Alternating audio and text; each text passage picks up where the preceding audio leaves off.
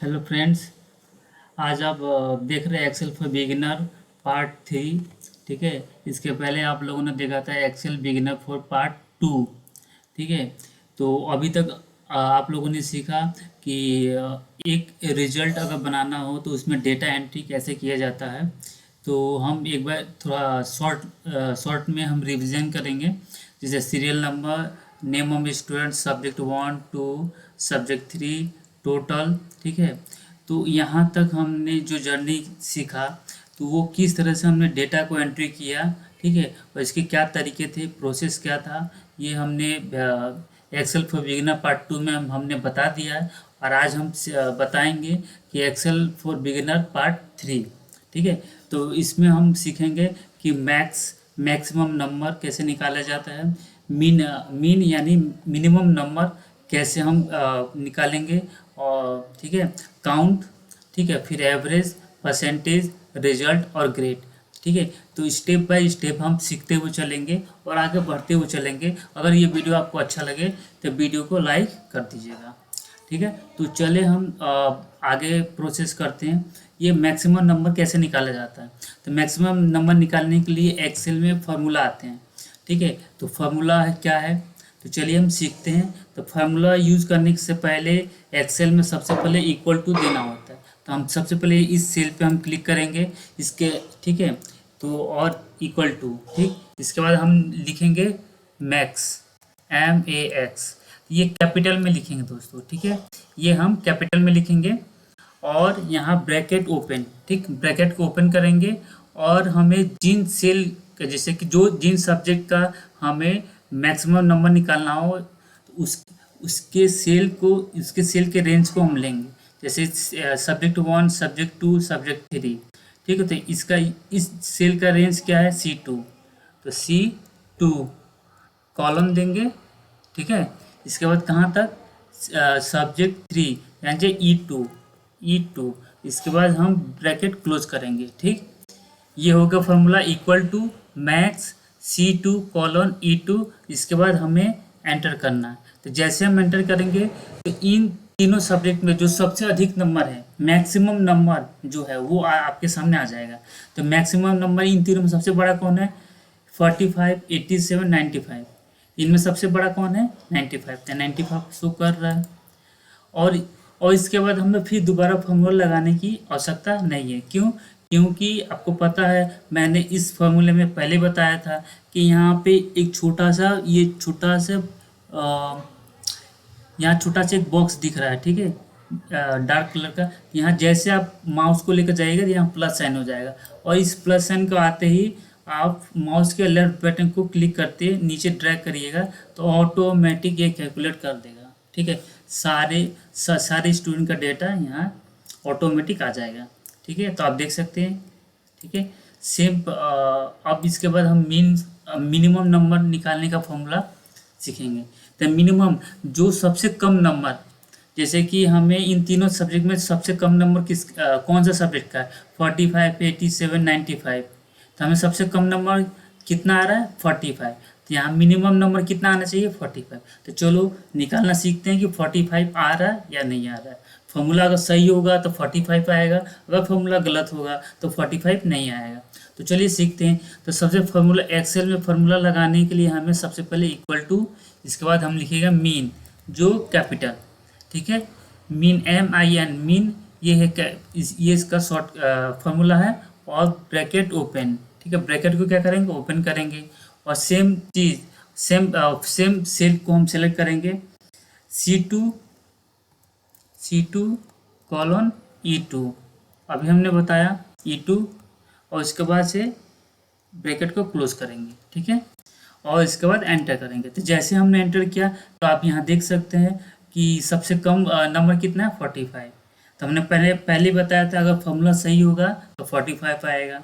तो देख सकते हैं कि कितने आसान तरीके से एक्सेल में हम फॉर्मूले को यूज़ करके हम अपना कैलकुलेशन कर सकते हैं। ठीक है। और यहाँ सेम चीज़ यही करना है। जैसे इस कॉर्नर पर आएंगे प्लस साइन बनेगा, और हमें माउस के लेफ्ट बटन को क्लिक करके नीचे ड्रैग करेंगे तो ऑटोमेटिक सारे स्टूडेंट का डेटा यहाँ काउंट करके ला देगा।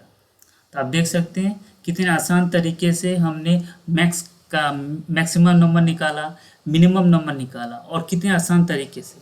तो एक्सेल में बहुत ही आसान तरीके से आप कर सकते हैं फॉर्मूला का यूज़। ठीक है, एक्सेल में आप कोई भी काम करिएगा तो आप फॉर्मूला को यूज़ करके बहुत ही आसान तरीके से डेटा को कैलकुलेट कर सकते हैं। ठीक है, और डेटा को निकाल सकते हैं। ठीक है, और एक्सेल आज के डेट में एक्सेल का बहुत ज़्यादा डिमांड है, क्योंकि आजकल एक्सेल को आप सीखकर आप आईटी सेक्टर में भी एंट्री कर सकते हैं। जैसे आईटी सेक्टर में डेटा एनालिटिक्स का एक पोस्ट होता है जो बहुत ज़्यादा आजकल डिमांडेबल है, और सैलरी पैकेज भी अच्छे खासे मिल जाते हैं। ठीक है, तो आप एक्सेल को सीखकर आप अच्छे कंपनी में और एक आईटी सेक्टर के क्षेत्र में आप काम कर सकते हैं। ठीक है, और एक्सेल पे ही सारा काम होता है। ठीक है, और एडवांस लेवल पे तो अभी तो ये बिगिनर है, लेकिन धीरे धीरे हम सीखेंगे एडवांस लेवल। तो ये तो मैं अभी बिगिनर के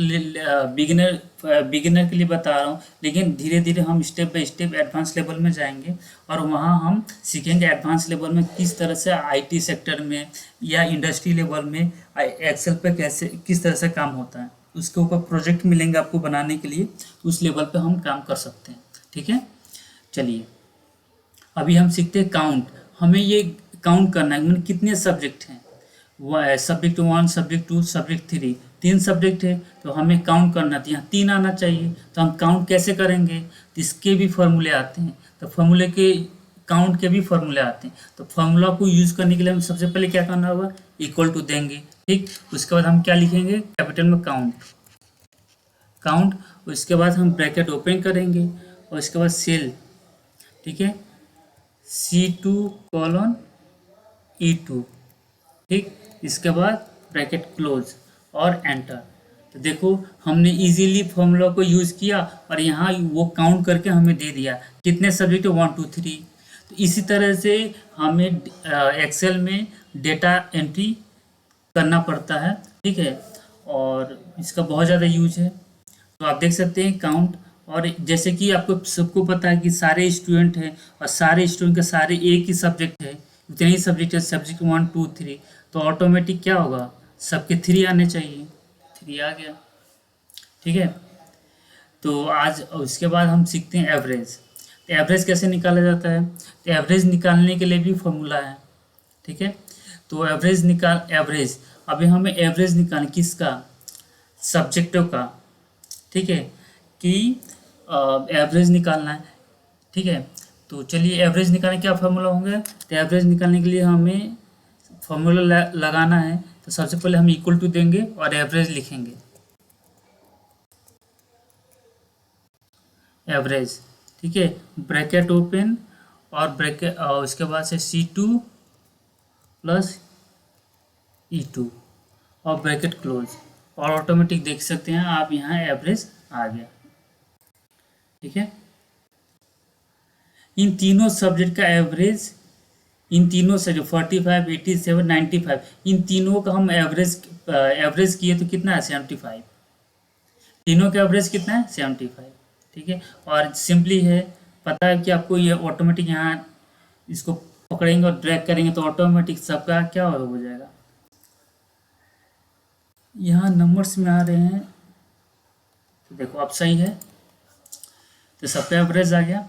तो इस तरह से आप बहुत ही आसान तरीके से आप एक्सेल में फॉर्मूले को यूज़ करके आप डेटा को एंट्री कर सकते हैं, और डेटा को एंट्री कर सकते हैं, काउंट कर सकते हैं। ठीक है, और इस पर काम कर सकते हैं, और आईटी सेक्टर में इसका बहुत ज़्यादा आज के रेट में डिमांड है। इस पर एडवांस लेवल में बहुत सारी चीज़ें होती हैं। अब तो एक्सेल में एआई आ गया, तो अब एआई का भी यूज़ किया जा रहा है। बड़े बड़े आईटी सेक्टर में एआई का भी यूज़ किया जा रहा है, वो भी एक्सेल में, माइक्रोसॉफ्ट एक्सेल में इसका यूज़ किया जा रहा है। तो अगर आप एक्सेल सीखना चाहते हैं तो इस चैनल से सब्सक्राइब कर लें, और वीडियो अच्छा लगे तो वीडियो को लाइक कर दें। तब तक के लिए धन्यवाद।